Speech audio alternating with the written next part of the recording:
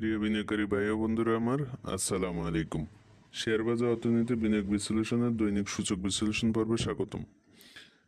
Share মার্কেটের সাথে আমরা যারা জড়িত আছি, বলতে গেলে আমাদের কারোর মন ভালো নেই।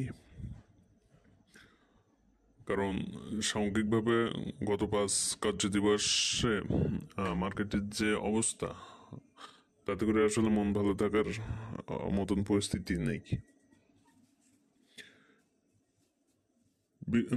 বৃহস্পতিবার আমি বলেছিলাম যে মার্কেট মন্দের ভালো, কিন্তু মার্কেটের সূচকের সাথে টাকার লেনদেনের কোনো সামঞ্জস্য নেই। আর এটা যে দুর্বল দুর্বল সেটিও ইঙ্গিত প্রদান করেছিলাম। এখন হচ্ছে আসলে মার্কেটের এই যে পরিস্থিতি চলমান আছে, এখন দেখা যাক কতদিন এটা থাকে।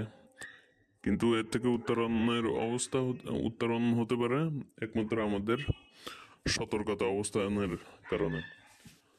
সর্বাবস্থায় তাওয়াক্কাল তো আল্লাহর উপর ভরসা রাখুন, ইনশাল্লাহ এই কালমে কেটে যাবে। আজকে 55.43 পয়েন্ট নেগেটিভ হয়ে মোট সূচক দেয়া হয়েছে 5,468.35। টাকার পরিমাণে লেনদেন হয়েছে 732.60, যা গত কার্যদিবস অর্থাৎ বৃহস্পতিবারের থেকে প্রায় 46 কোটি টাকা কম।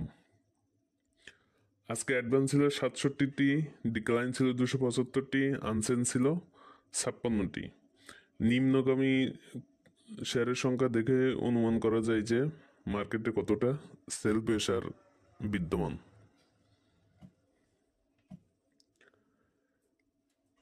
এটা হচ্ছে আর যদি বোলাকে লেনদেন হয়েছে 25টি কোম্পানি, টাকার পরিমাণে মাত্র 95 লাখ।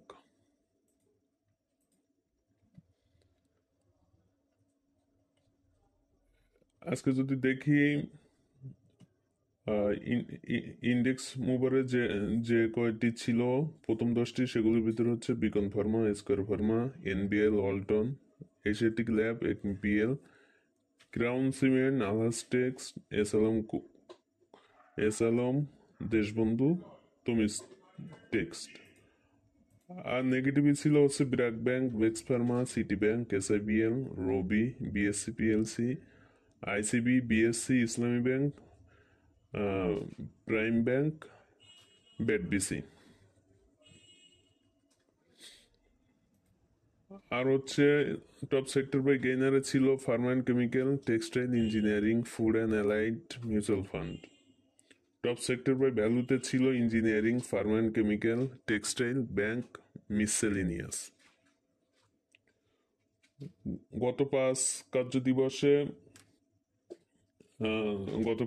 কার্যদিবসের ভিতরে 4 দিন নেগেটিভে সূচক কমেছে 218.43, আর একদিনের সূচক বৃদ্ধি পেয়েছিল 50.63, যা দেখা যায় যে 5 কার্যদিবসে মোটের উপরে সূচক কমেছে 167.8। আর এই সূচক কমায় অনেক পোর্টফোলিও ক্ষতিগ্রস্ত হয়েছে। আর এটাকে আসলে কারেকশন বলে বলে আমার মনে হয় না। এটা তো আসলে খুবই ভয়ানক অবস্থা। যদিও আমাদের অসচেতনতার কারণেই এটা হয়েছে বলে আমার ব্যক্তিগত অভিমত। কারণ আমরা আমাদের অবস্থান থেকে যদি সতর্ক থাকি, তাহলে এরূপ নেগেটিভ হওয়ার কোনো কারণ আছে বলে মনে হয় না।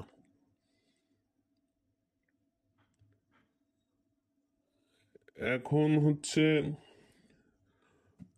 মার্কেটের সামগ্রিক অবস্থা যদি দেখি, তাহলে এখন সামনের দিনগুলোতে কি হতে পারে সেটুকু বোঝার চেষ্টা করি। যদিও বা এটা আমি বুঝি না, এটা আমি বরাবর স্বীকার করেছি, এখনো স্বীকার করব। কারণ যে বিষয়টা বুঝি না সে বিষয়ে আসলে পণ্ডিতি করে আহ, পণ্ডিতি করা আসলে সাজেও না। এখন মার্কেটে আসলে আমার যদি দেখি, মেজর দুইটা সাপোর্ট আছে। প্রথম মেজর সাপোর্ট হচ্ছে 5,430 এবং দ্বিতীয়টি হচ্ছে 5,380। আমি আবারও বলতেছি, প্রথম সাপোর্ট আছে 5,430 এবং দ্বিতীয়টি হচ্ছে 5,380। এই যে এগুলো বলতেছি, এগুলো হচ্ছে আসলে আহ, বলতেছি ইসের উপর ভিত্তি করে, অতীত অবস্থান থেকে ভবিষ্যতে অনুমান করা, এই ছাড়া আর কিছু না।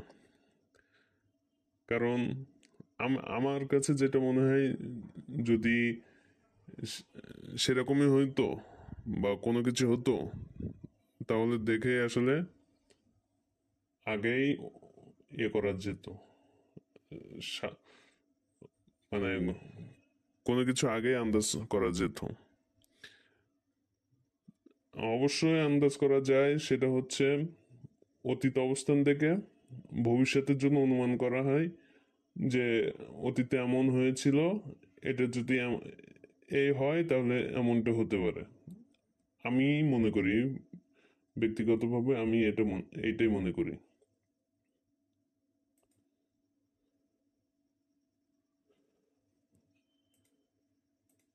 এখন যাই হোক, আশা করব যে মার্কেট আবার ঘুরে দাঁড়াবে ইনশাআল্লাহ।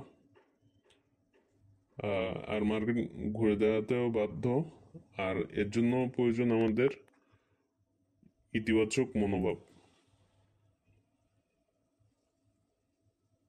আর যেহেতু অনেকগুলো ভালো নিউজও আছে, নির্বাচন বা অন্যান্য মিলে পজিটিভ নিউজ আছে, কালকে হয়তো মার্কেট ইনশাল্লাহ ঘুরে যেতে পারে। কারণ আমি বরাবরই বলে থাকি যে মার্কেট সর্বদা পরিবর্তনশীল। যে কোনো মুহূর্তে যে কোনো একটা ইতিবাচক খবরে মার্কেট যে কোনো সময় পরিবর্তিত হয়ে যেতে পারে। সেটা হোক ভঙ্গুর মার্কেটও অতি শক্তিশালী মুভমেন্ট দিয়ে ইতিবাচক দিকে মুভ করতে পারে। এটা এখন তো আমার ব্যক্তিগত অভিমত।